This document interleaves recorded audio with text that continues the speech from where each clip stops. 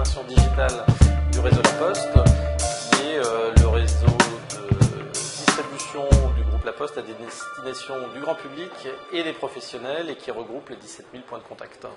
D'accord. Alors justement, comment on fait pour gérer la conduite du changement dans un grand groupe comme La Poste? Alors, je ne sais pas s'il y a une recette miracle.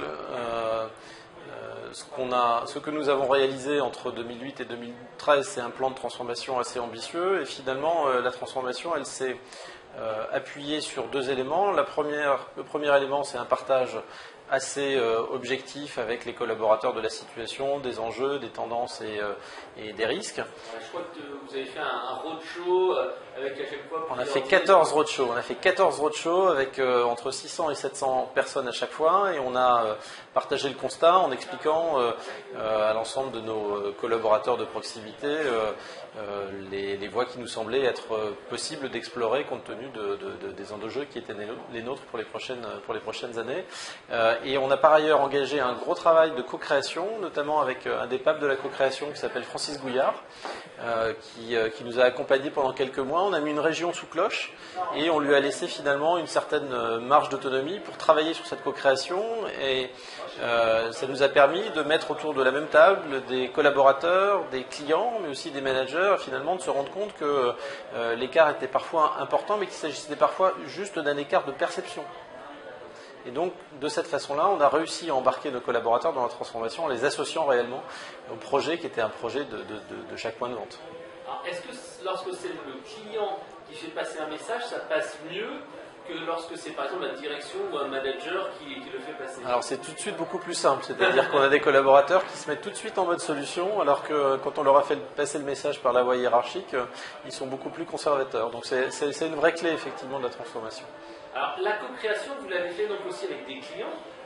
Est-ce que ça a donné quelque chose de particulier? Est-ce que ça donne quelque chose qui a plus de goût, plus de sens pour le client, l'utilisateur? Ça a beaucoup plus de sens parce qu'il s'agissait de ses clients à lui, ce ne sont pas des clients qu'on lui expose sur une vidéo qui sont parfois, certains peuvent le soupçonner, des acteurs auxquels la direction générale a demandé de tenir un rôle. Donc, ce sont des clients qu'il connaît et donc ça lui permet de rentrer dans l'intimité de ses propres clients et c'est un vrai facteur de transformation et de changement. D'accord. Alors justement, parmi les solutions qui ont été apportées et mises en place, il y a beaucoup de mobilité. Est-ce que la mobilité est justement un détonateur de la transformation digitale d'une entreprise? C'est un des moyens, ou c'est un nouveau moyen, c'est une des solutions pour passer d'une entreprise classique à une entreprise plutôt digitale? En tout cas pour le projet qui est le nôtre, pour Smarteo, qui est le projet qui a été présenté, ça a été effectivement un déclencheur. C'est-à-dire qu'après la transformation du modèle de distribution qui a vu l'émergence d'un bureau de poste sans guichet, on a vu émerger de la mobilité dans le point de vente et une adaptation des outils qui ne convenait plus à ce nouveau mode de fonctionnement. Et c'est comme ça qu'on a décidé effectivement de lancer ce projet Smarteo, qui voit aujourd'hui son champ d'application s'élargir, mais le premier point déclencheur, ça a été la mobilité dans le point de vente.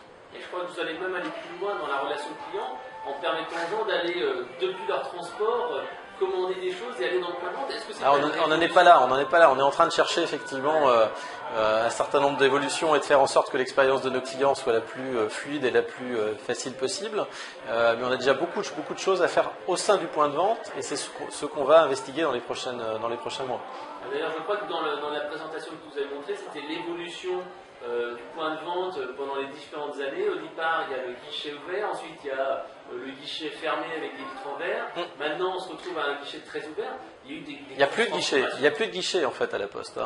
On a des îlots qui sont des points de ralliement, mais normalement maintenant, on a un postier qui vient au devant du client. Et un de nos enjeux, au-delà de la transformation de l'accueil, de l'amélioration de l'accessibilité, c'est effectivement d'avoir une relation client qui soit une relation client. Alors certains disent omnicanal, mais qui effectivement fasse appel à l'ensemble des canaux de contact de l'entreprise. D'accord. Bah justement, le postier, tu nous l'as dit, a changé de métier, c'est devenu un conseiller, et même il a changé de métier. Tu nous parlais tout à l'heure de l'exemple du postier qui était devenu maintenant spécialiste de l'impression 3D. C'est un changement de métier, c'est une évolution du métier? Alors, l'impression 3D, c'est une expérimentation qui porte aujourd'hui sur 3 bureaux de poste, mais dans les évolutions qui sont en cours au sein du réseau. Effectivement, il y a la question du passage d'une logique de transaction, c'est-à-dire d'un collaborateur qui réalise des transactions, à un collaborateur qui apporte du conseil et de la valeur ajoutée, soit dans le domaine bancaire, soit dans le domaine de activités traditionnelles, courrier ou colis, voire effectivement dans le domaine de l'impression 3D, qui est une expérimentation qu'on a engagée il y a quelques mois maintenant. Alors, tu nous disais d'ailleurs qu'il valait mieux mettre plein de petits projets, entre guillemets, en mode start-up, qu'un gros projet qui mobilise des centaines de collaborateurs. Est-ce que cette stratégie-là est vraiment payante? Je ne sais pas si c'est ce qu'il faut faire. En tout cas, c'est le choix qu'on a fait, de partir sur des opportunités qui nous ont semblé être intéressantes, avec une idée qui est de les tester, de les expérimenter, de les élargir et de les enrichir progressivement, effectivement dans une perspective test and learn. L'avenir le dira. En tout cas, l'avenir dira si effectivement c'était la bonne solution. Et c'est en tout cas un facteur de transformation, y compris de meilleure transversalité au sein d'une entreprise, puisque le projet Smarteo que je vous ai présenté, il a été conduit et porté avec la direction des systèmes d'information. D'accord. Alors, si tu aurais un dernier conseil à donner aux personnes qui veulent justement passer à la transformation digitale de l'entreprise, ça serait quoi? Lancez-vous, lancez un petit comité de projet, travaillez un petit peu en mode start-up, ça serait quoi ton meilleur conseil? Je pense que le vrai... Je ne sais pas si j'ai un conseil à donner, je ne suis pas forcément bien placé pour donner des conseils, mais en toute état de cause, en tout cas, le sujet qui me paraît important, c'est faites des choses. Voilà. Peu importe ce que vous faites, c'est faites-le, et puis ensuite, vous vous rendrez compte de l'intérêt, du manque d'intérêt, vous ferez évoluer, et ce qui, moi, me semble compter, c'est ça, c'est d'être vraiment dans l'action. Et la transformation digitale aujourd'hui, elle nécessite de l'agilité. Le temps est en train de s'accélérer sur beaucoup de choses.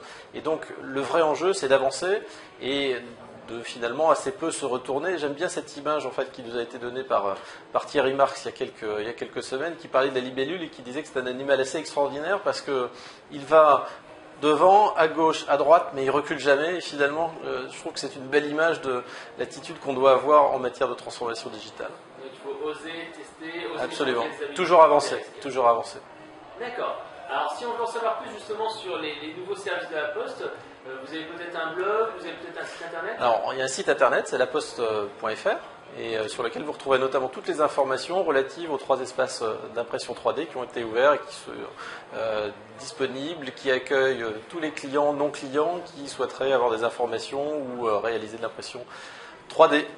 Alors justement, en niveau des impressions 3D, est-ce que tu as eu des exemples d'objets qui ont été créés? Est-ce que c'est des pièces de frigo comme tu nous disais, ou c'est des choses un peu plus complexes? Ce sont souvent des choses très très complexes, ce sont souvent des prototypes, ce sont des objets design, ce sont des architectes qui sont venus avec des maquettes, enfin on a plein de choses. On a même un client qui est venu avec un scanner de son cerveau et qui nous a demandé de le reproduire en 3 dimensions, donc on a absolument tout, on a des clients qui sont extrêmement créatifs. J'ai hâte de voir justement ces chefs-d'œuvre sur le site de la Poste, et à très bientôt. À bientôt.